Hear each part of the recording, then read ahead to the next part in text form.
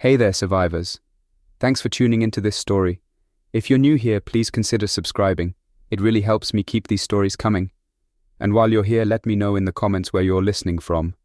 Now let's get started. I didn't think anything could be stranger than the moment when the infection first tore through the halls of my secure ward.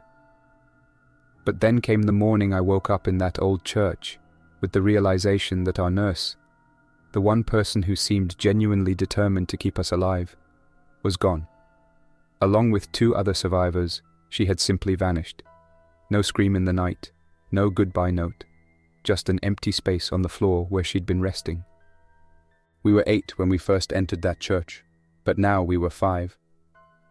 After what happened at the juvenile mental institution, where we'd all been locked away for different reasons, we were barely holding it together. For me, the reason was a crime I committed, a life I took, and that knowledge still haunted me at every turn. But the nurse was the only adult who'd stood by us.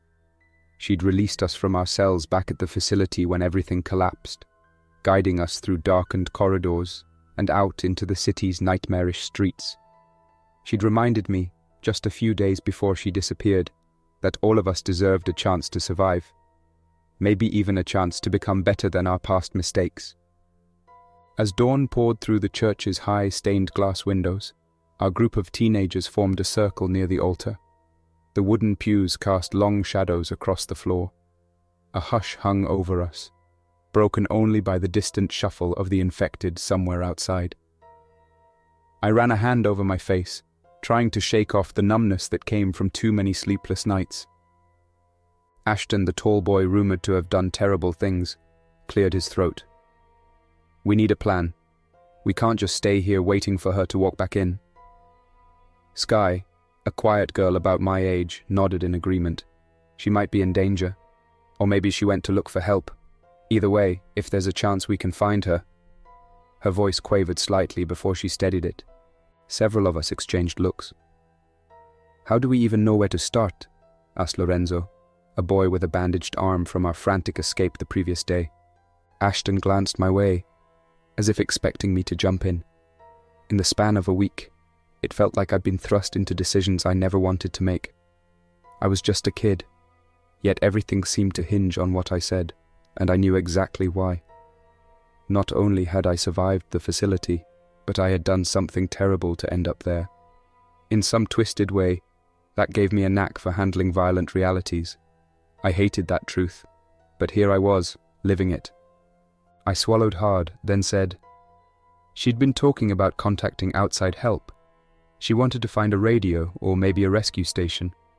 If she left on her own, that might have been the goal. Sky lifted her gaze to me. Or she might have been taken by someone else. She didn't need to finish the thought. We'd heard rumors that certain groups of survivors were patrolling the streets, grabbing anyone they found, not always with kind intentions. Ashton pressed his lips together. Either way, we can't stay here. This church is big, and there's too many ways the infected, or worse, could get in. We need to move out. I felt a cold knot in my stomach. The nurse had been our anchor, and we had no idea what direction to go, but we owed it to her to at least try. We worked together to clear the makeshift barricade from the church's main doors. Early morning light spilled in, revealing a grey sky overhead. A hush blanketed the empty street outside. We paused on the church steps, scanning for any sign of movement. The city looked just as bleak as before. Abandoned cars, shattered storefronts, and a scattering of the infected wandering far down the block. They moved stiffly, heads tilted as if sniffing the air for any living presence. Without the nurse, we each felt a new weight pressing down on us. We had to decide on a direction. The day before, we'd considered heading toward the heart of downtown, or possibly out of the city limits. Now we were fixated on the single idea of finding our nurse. So, Sky whispered, we start by retracing our steps. Let's see if she left any trace around the church, Ashton suggested. Tracks, notes, anything. We split into pairs, circling the perimeter. The church's side yard was fenced off, with a small gate we'd use to enter. Lorenzo and I studied the muddy patches around that gate. I found 2 sets of partial footprints leading away, then stopping near a tire track. There was also a streak in the dirt, as if something heavy was dragged. Lorenzo crouched down, wincing at the tug on his injured arm. "Could be them," he muttered, "but it's not much to go on." I stood there, scanning the eerie hush of the street beyond. A wrinkled flyer tumbled by, caught in a breeze. "Whatever happened," I said, "it looks like more than one person left the church. I don't see footprints returning." My mind raced. Could the nurse have gone willingly, or did someone force her and the others to leave? We regrouped near the front steps. Ashton had found a scrap of cloth near one of the side doors, the same color as the sweater the nurse was wearing. "Torn, maybe," he commented, voice low. No sign of a struggle inside, though. Sky glanced between us. Either way, we have a direction. The footprints led out to the street. If they were forced or if they went by choice, that's probably our best lead. So we made our decision. We would follow any sign of the nurse's trail. If it led nowhere, we'd figure out a new plan. Moving in a city overrun by the infected felt like navigating a labyrinth of shifting threats. We stuck to small roads, peeking around corners before advancing. With the nurse gone, we found ourselves leaning on each other's strengths. Ashton, despite his rough reputation, had a calming presence when giving directions. Sky was observant. She'd point out movement from half a block away, allowing us to evade trouble before it arrived. Me? I'm not sure what I contributed, other than a deep well of determination that had been built in those dark corners of the facility, where I'd lived with my guilt. Maybe that was enough. We trailed the faint impressions in the dirt for several blocks until they vanished in a mess of footprints and tire tracks. The city had been chaotic, especially as more people tried to flee. We checked each alley, sometimes calling out the nurse's name in a low voice, half hoping she'd answer. Of course, our hushed calls could attract infected, so we kept them to a minimum. A few times we had close encounters, a lone figure shuffling around a parked car, or a small group staggering aimlessly. Each time we crouched behind cover, hearts pounding until the way was clear. After nearly an hour, we reached a cramped street lined with small stores. Most had been ransacked, shattered windows, shelves empty. Down the block, a boarded-up corner shop caught Sky's eye. Its doors were barricaded, but fresh footprints in the dust suggested recent activity. Ashton pointed to a scrawled sign above the door. "Keep out, by order." "Could she be in there?" asked Lorenzo. My gut twisted. Maybe. Or maybe it's just another group. Either way, we had to check. We approached cautiously, prying at the boards nailed over the door. It took some effort, but eventually we made a gap wide enough to slip inside. The air within was stale and musty, like it had been shut up for a while. Broken displays, empty candy wrappers, and scattered cans hinted that someone had briefly used this store as a hideout.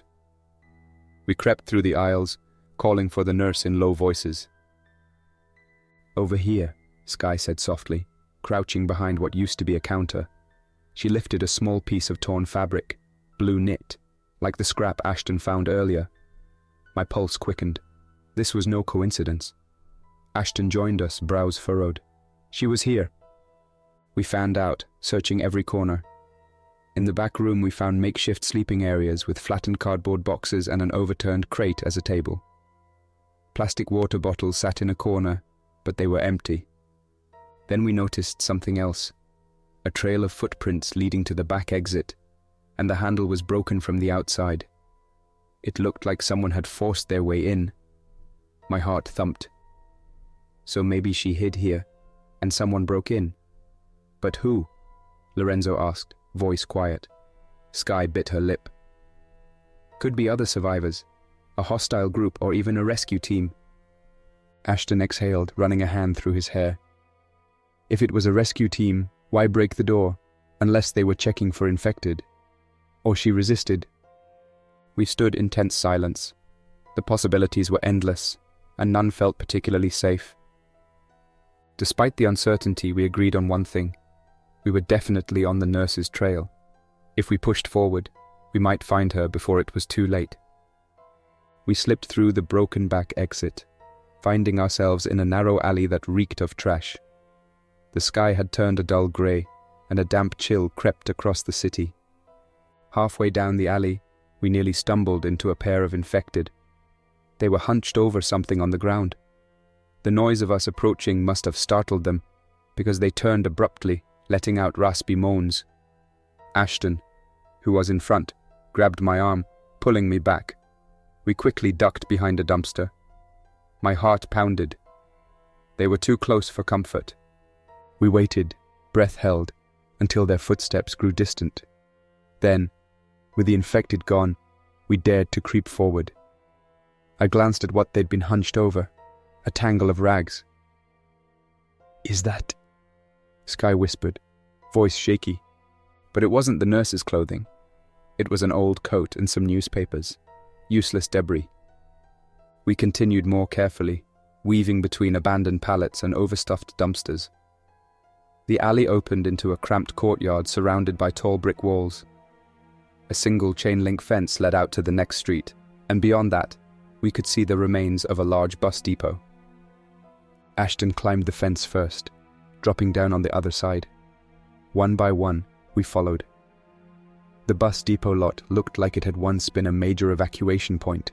Rows of vehicles stood in disarray, some with doors open, others tilted at odd angles. A scattered line of tents and makeshift barricades suggested a frantic attempt at controlling the outbreak. As we emerged, we heard something unexpected, a faint hum of engines.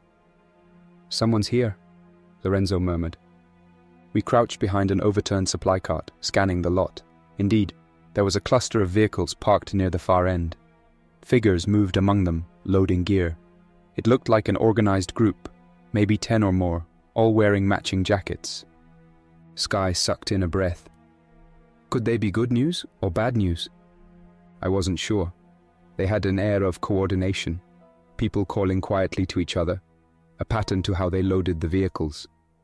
That suggested discipline. Ashton motioned for us to stay low. "Let's see if we can get closer. Maybe they know something about the nurse." We slipped between two buses, carefully working our way toward the group. Despite our caution, one of them noticed us. He raised his hand in a warning gesture, and a spotlight flicked on, landing directly on me. "Stop where you are!" a voice barked. We froze. A wave of fear rolled over me, recalling all the stories I'd heard about certain survivor groups that weren't much better than the infected. But these people didn't swarm us or start shouting. They watched us, tense, as we stepped out with hands visible. There were 4 or 5 of them in front, each wearing a dark jacket with a small emblem, some kind of circle with letters I couldn't read in the gloom. A tall woman stepped forward. She carried herself like she'd seen her share of trouble. "Who are you?" she asked sharply. Ashton spoke first. We were locked in a juvenile facility when the outbreak hit. We escaped and were looking for a missing nurse and a couple of our friends." The woman's eyes narrowed. "A nurse? Do you have a name?" We hesitated. We actually didn't know her real name, only that she was assigned to the facility. We'd always called her Nurse or Ma'am.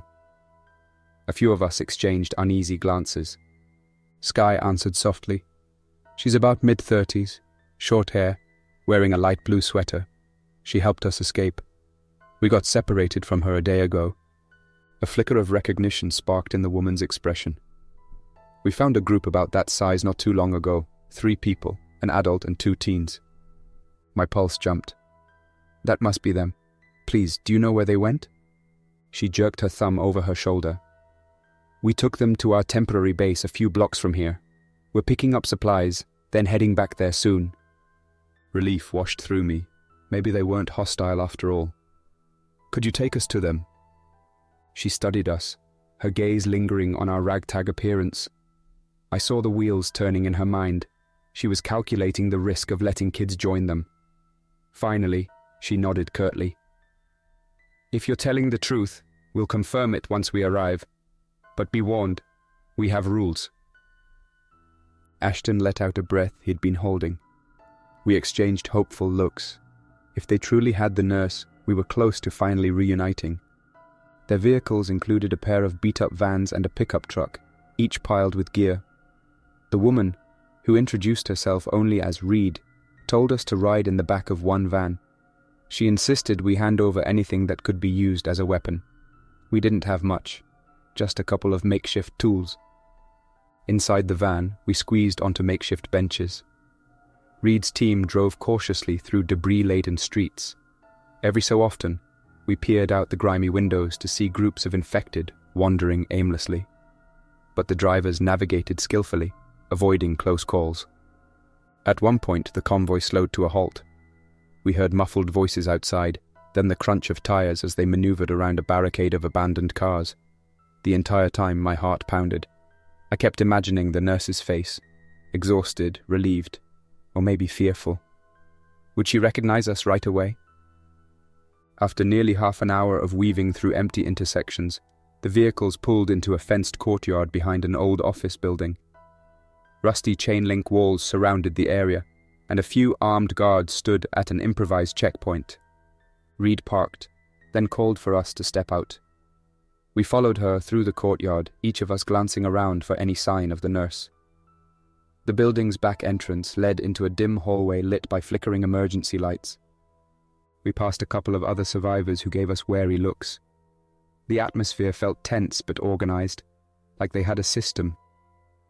Doors were labeled, and a few corridors were blocked off by heavy crates. Reed led us to a small lounge area that looked like a break room. "Wait here," she said. "I'll see if your nurse is still in the medical room." Our anticipation was practically humming in the air. We huddled around a chipped table, ignoring our rumbling stomachs.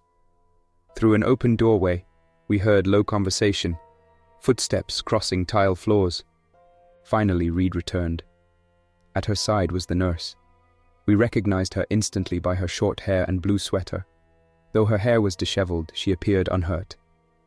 "Nurse!" Skye exclaimed, jumping up. The relief in her voice made my chest tighten. The nurse's eyes flicked between us, and for a moment, she just stared, like she wasn't sure if we were real. Then she broke into a small, relieved smile. "You're all right." She stepped forward, and we crowded around her, voices overlapping in a rush of questions. "What happened? Who took you? Are you hurt? Where did you go?" She raised a calming hand. "I'm okay, but..."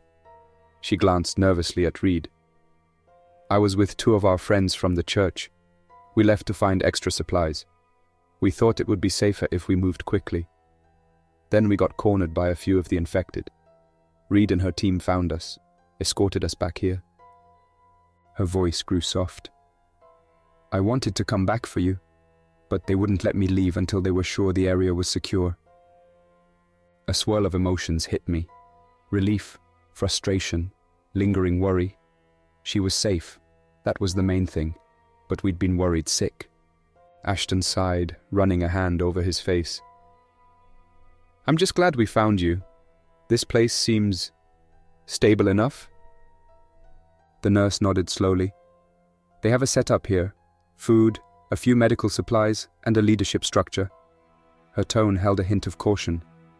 "They also have strict rules about who they allow in."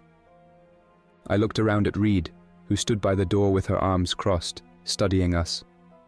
"Kids from a juvenile institution," Reed said calmly. "That's what the nurse told us. Some with violent backgrounds." She paused, clearly choosing her words. "We're not here to punish anyone, but we need to know we can trust you. We have families in this building, people who can't defend themselves." My heart sank as I realized where this was going. My crime wasn't a minor offense. If they found out I'd taken a life, would they even allow me to stay? We were led to a small living area that used to be an office workspace. A few mattresses and blankets lined the floors. Reed explained that for now, we'd sleep there while they decided if we could stay permanently. The nurse too was under a sort of evaluation, but her medical skills gave her a valuable position. She stayed close, filling in the missing pieces of her story when Reed left us alone. "Those 2 kids who vanished with me, Miguel and Lena, are here too," she said. "They're in another part of the building. They were a bit shaken up, but not harmed." Sky's shoulders relaxed. "So we're all back together?" "Yes," the nurse confirmed, "though we have to abide by Reed's rules. She's the one in charge." I noticed Ashton's jaw clench. "And those rules include telling her everything about our past?" The nurse hesitated. "I'm not sure. She's asked questions, but I tried to keep it vague, said we were from a secure facility. I didn't give details." I shifted on my feet. A swirl of dread formed in my stomach. If they pressed me, would I lie? Could I tell them I was locked up for something lesser than ending someone's life? The nurse gently laid a hand on my shoulder. "We'll figure it out. But we should keep the focus on the present. We need to show them we can help around here, collect supplies, assist with chores. That might buy us enough goodwill." A part of me felt like I'd just exchanged one prison for another, though this time the bars weren't so obvious. Over the next day, we helped in whatever ways we could. Some of us sorted through salvageable items from supply runs, while others cleaned up the building's corridors. The nurse helped in the makeshift clinic, caring for minor scrapes and illnesses. We tried to keep a low profile, but rumors spread quickly in a place like this. A couple of the other survivors eyed us suspiciously. Word had gotten around that we were delinquent kids. Still, many recognized that we pulled our weight. Ashton helped strengthen barricades in the windows, his tall frame and steady hands a real asset. Sky's keen eyes made her a natural at spotting infected from vantage points. I spent most of my time hauling supplies or assisting the nurse with errands. We passed each other in the hall, sometimes exchanging anxious glances. The question burned in my mind. What happens if they learn my full story? One afternoon, Reed approached us while we were sorting canned goods. She studied me for a long moment. "You're quiet," she said, not unkindly. "You don't look like the troublemaking type." I forced a small shrug. "I guess the facility would disagree." She pursed her lips. "The nurse said you all ended up there for different reasons, some for fighting, others for bigger offenses. You included?" A knot formed in my throat. "I'd rather not talk about it," I said softly. Reed's gaze flicked over me, then she nodded once. "Keep working hard. We'll see how it goes." Then she walked away. That night we gathered in the shared living area, exhausted from a day of chores. The nurse sat with us, quietly grateful we'd made it this far. A few other teens and adults from the base ate modest rations around us, the air thick with fatigue. Just as we were settling down, Reed stepped in, a grim look on her face. Trailing behind her was a middle-aged man in a neat jacket. He carried a file folder, rare to see physical documents around these days. "We need to talk," Reed said, beckoning to our group. We rose, tension coiling in our shoulders. The man stepped forward. "My name is Carter. I do administrative work here, helping keep track of the supplies, the survivors, and any records we happen to find." My pulse spiked. "Records?" "Yes. We uncovered some files left behind by local authorities when we were searching an abandoned government building," Carter explained. "There were documents on the mental facility you came from, basic rosters, background info." My skin went cold. I could almost feel Ashton stiffen at my side. Reed turned to the nurse. "You said you didn't know the details of their crimes, but we do. It's all in these files." Sky inhaled sharply. Lorenzo looked away, discomfort etched on his face. As for me, my heart was pounding a thunderous rhythm in my ears. Reed glanced at each of us. "We're not looking to punish anyone, but we need to know who we're dealing with. This place has families, children.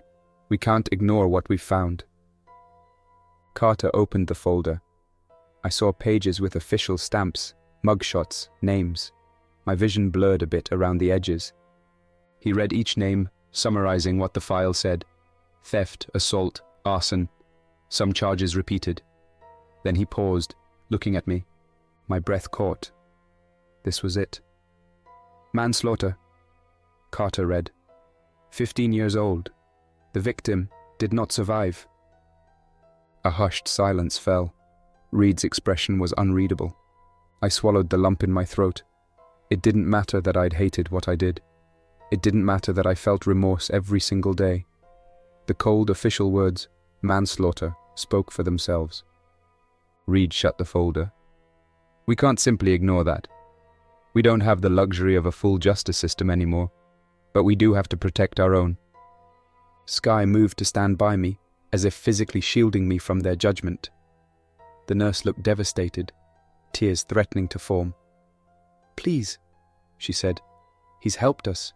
He's saved our lives more than once. He's not... Reed held up a hand. It's not that simple. There are people here who lost loved ones to violence before all this. If we let someone with a record of taking a life roam freely... Ashton took a step forward, anger flashing in his eyes. He's with us. We've seen what he can do. He's trying to do better. Reed's gaze flicked between us. We're not throwing him out, yet. But we need to quarantine him, at least for a short period, while we figure out a safe arrangement. Carter added, he's not being locked away forever, but tension is high. We need to be responsible. My heart felt like it had sunk into my stomach. I thought about the old prison-like cells at the facility, the bars and the daily reminders of what I'd done. Now, in a world overrun by the infected, it seemed I was falling back into the same pattern. The nurse placed a hand on my shoulder. I'll stay with him. We can isolate together if that's what you need, she offered, turning to Reed. Reed shook her head. You're too valuable in the clinic, and you haven't committed a crime. He'll be under watch with 2 guards. We'll give it a few days. See how the others here react. My chest tightened, but I nodded slowly. Fine. I'll do it. I didn't want to put the group at risk of confrontation. The nurse looked heartbroken, but she said nothing more. They escorted me to a small office room on the building's 2nd floor. It was stripped of most furniture, just a single cot on the floor, a bucket for trash, and a barred window that overlooked an empty alley. The door was sturdy, a leftover from the office's storage days. 2 guards stood outside. They weren't cruel, but they were distant. The nurse visited once that evening to check on me, though she had to plead with Reed for permission. She brought me some food and water, apologized through tears. I'm so sorry, she said. I tried to convince them, but... I forced a small smile. It's okay, I understand. At least they didn't cast me out entirely. She placed her hand over mine. We'll keep working on a compromise, all right? When she left, I lay awake on the cot. My thoughts spiraled back to the moment everything changed. The rage that caused me to act, the life I took, and the price I paid. Even as the world fell apart, I couldn't escape the consequences of my past. Days blurred. I spent most of the time in that room, guarded. Ashton, Skye, and Lorenzo visited when Reed allowed. They'd bring updates, how the base was stabilizing, how the nurse was helping treat minor injuries, and how more survivors trickled in each day. Some of those survivors apparently had heard about me, the teen who ended someone's life. Rumors circulated that I was locked up for everyone's safety. A few called me dangerous. Others quietly argued that it was better to have me fighting the infected than languishing in a small room. Once, Skye managed to slip me a small notepad and a pen so I could keep my thoughts in writing. She whispered, "We'll get you out of here soon, I promise." Part of me didn't dare hope. Another part held onto every encouraging word, feeling a spark of determination. On the 5th night of my confinement, a scream jolted me awake. It echoed through the hallway, joined by urgent shouts. My guards scrambled, and within seconds a shrill alarm rang out. I pressed my ear to the door. In the corridor I heard people shouting, "They're inside, and hold the barricade!" My stomach dropped. Infected. Somehow they'd breached the outer defenses. Footsteps thundered back and forth. The guards outside my door cursed under their breath. One turned the key, opening the door a fraction. "Don't try anything," he snapped. "We're under attack. Stay put, or I'll lock you in for good." I glanced past him, seeing flickering lights and the flash of movement as survivors ran. The base was clearly under siege. He slammed the door again, locking it. I stood there, helpless, listening to the mayhem. My hands shook with frustration. If infected were inside, the nurse could be in danger. Ashton, Sky, Lorenzo, all of them could be in trouble. I banged on the door. "Let me help. I can fight them off." No response. I didn't want to break their trust. But as the commotion grew, I heard more screams, the sounds of a struggle. My pulse thundered. I couldn't just stand by. I recalled what the nurse said about me, how despite my past, I might do something good in this new world. Did I still have that chance now? Without warning, the door crashed open. One of the guards staggered in, eyes wide with panic. "We need every able hand," he barked. "Reed says we can't handle this alone. You better not make me regret letting you out." I nodded, rushing to follow him. The hall was a frenzy of motion. Survivors hurried with barricades, trying to seal off sections where infected had broken in. I glimpsed them down the corridor, silhouettes stumbling forward, arms outstretched, some letting out rasping moans. The guard shoved a metal pole into my hands. "Protect yourself," he ordered, then ran to join others. My heart pounded. Everywhere I looked, chaos reigned. A cluster of infected pressed against a makeshift barrier, while a few survivors tried pushing them back. One infected tumbled over the debris, lunging at a woman on the other side. I forced my legs into motion. I might have been a locked-up kid with a dark secret, but I was also someone who knew how to fight when survival was on the line. I sprinted across the hallway, swinging the pole at an infected that lunged from a side door. The impact knocked it aside. Another quick strike sent it sprawling. My chest burned with each breath, but adrenaline propelled me forward. Out of the corner of my eye, I spotted Ashton and Sky. They were near a stairwell, trying to help a few older survivors push a large cabinet to block the entry. The infected threatened to spill up the stairs at any moment. I rushed to their side, jamming the pole beneath the cabinet's edge and leveraging it into place.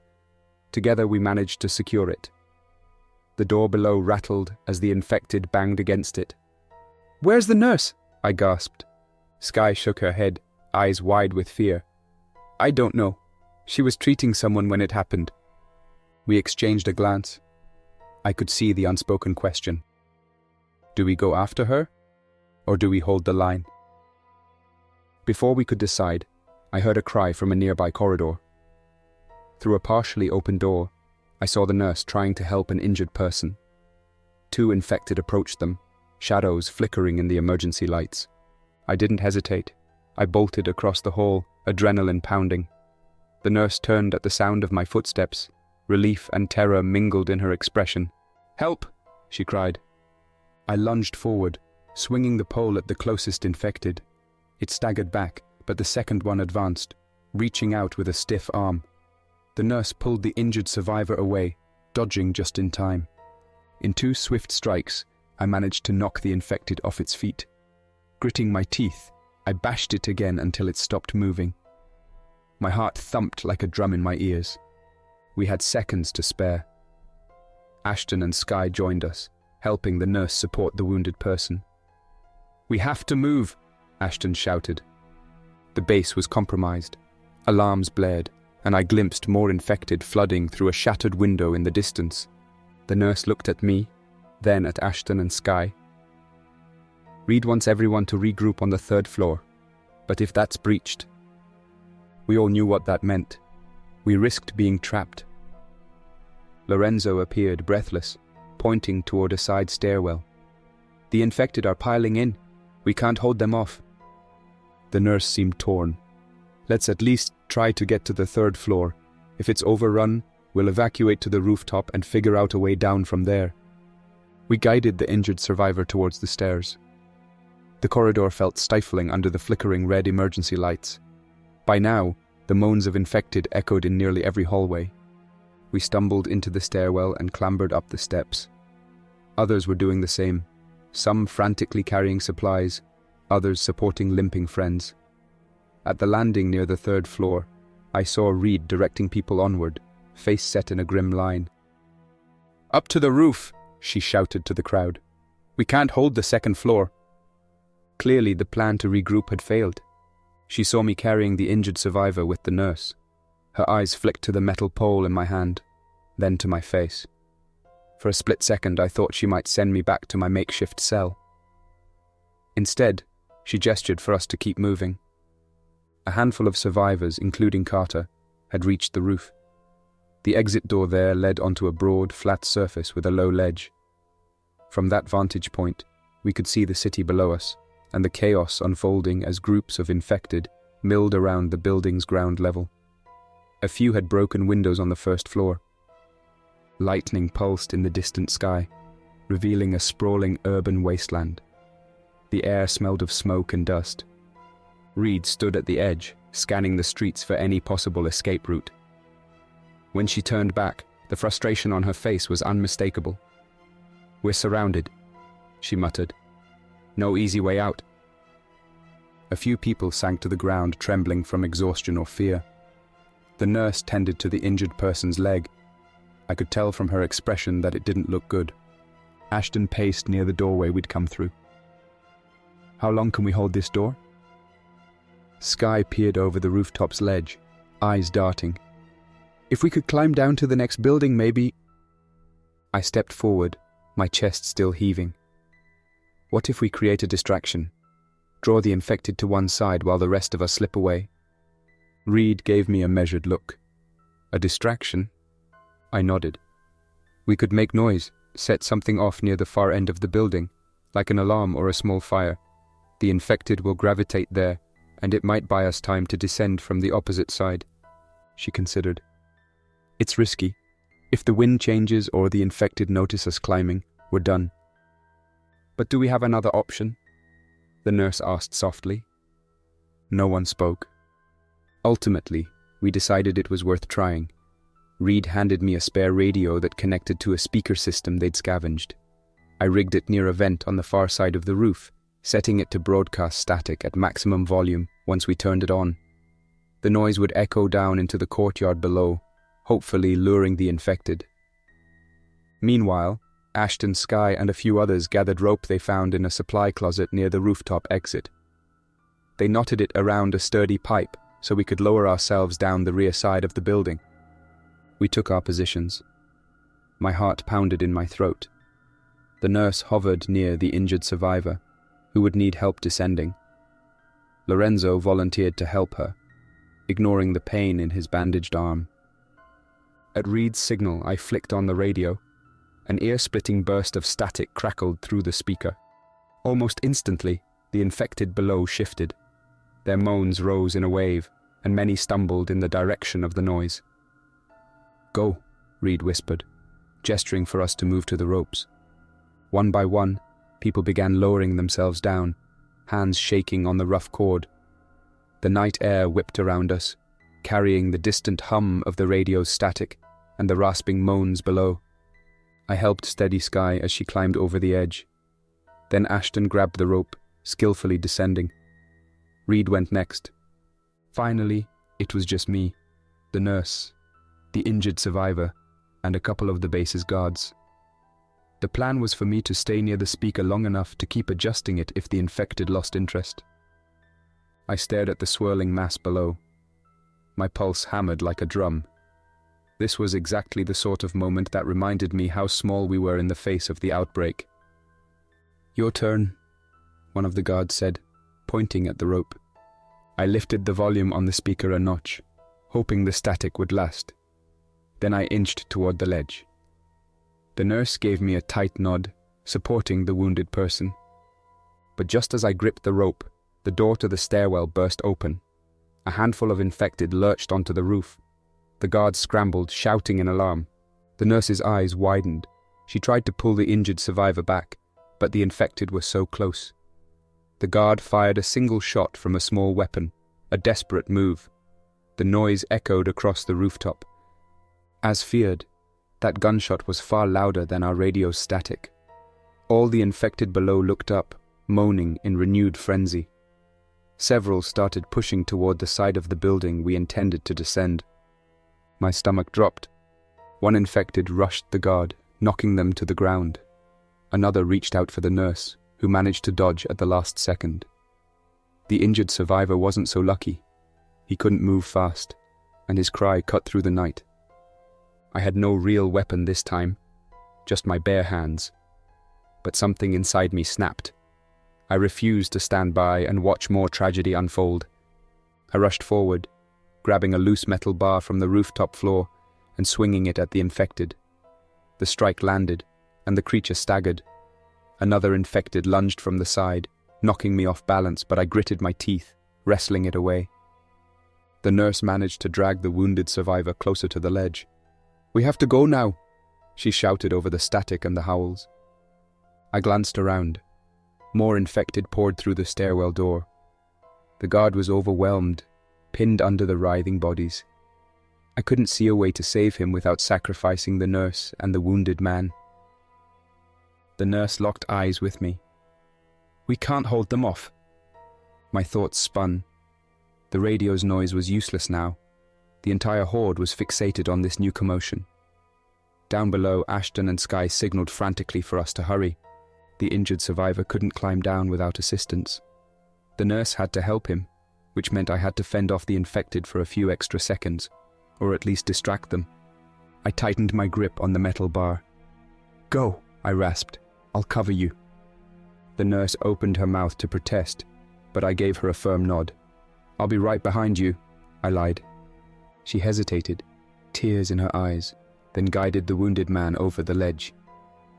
They began the slow descent. The infected pressed forward, moaning, arms outstretched. My heart pounded. Every instinct told me to run, but something else anchored me. Maybe the last shred of responsibility for those around me. I swung the bar, pushing them back step by step, hoping to buy enough time. The guard had fallen silent behind them, lost in the chaos. Finally, I chanced a glance over the edge. The nurse had reached the ground with the wounded survivor. Ashton and Skye waved for me, desperation on their faces. I turned to run to the rope, but an infected grabbed my shoulder. I slammed it away, feeling my muscles burn. Another seized my arm, and I wrenched free with a fierce pull. In the process, the metal bar slipped from my hand, clattering across the rooftop. The infected closed in, teeth gnashing. I staggered toward the ledge, panic thrumming through me. With no time to retrieve the bar, I grabbed the rope. My feet scrambled for purchase on the rooftop's edge. An infected latched onto my ankle, pulling me backward. A jolt of terror shot through me. I kicked out as hard as I could, feeling it lose its grip. Then, in one fluid motion, I swung myself over the side and started sliding down the rope. Below, more infected had converged on the building, but my friends formed a protective semicircle at the bottom. I heard Ashton shout, "Hurry! Hurry!" My hands burned from friction, but I didn't dare slow. Suddenly, a sharp cry rang out above me. I looked up to see an infected leaning over the rooftop, reaching down with crooked arms. Lightning flashed, illuminating the entire side of the building in stark white. For a moment, I saw the monstrous shape, silhouetted against the stormy sky, as it swiped at the rope. With a final desperate slide, I dropped the last few feet, rolling onto the ground. The nurse rushed to help me up. Skye and Ashton shoved away a stumbling infected that had managed to get alarmingly close. Together, our ragtag group staggered away from the building, hearts pounding, ears ringing from the frenzy of moans and the crackle of the radio. We retreated down a back alley. Reed and Carter were nowhere to be seen. Presumably, they were leading other survivors to safety elsewhere, or possibly still trapped on the roof. We couldn't tell. The city's streets glistened under the sporadic rain that began to fall, turning debris into slippery hazards. Thunder rumbled, echoing between the dark buildings. The infected scattered across the area, drawn to the building we'd just fled. We took advantage of the distraction limping through deserted blocks until we found a small warehouse with sturdy doors. It wasn't perfect, but it would have to do. Inside, we slid the heavy doors shut behind us.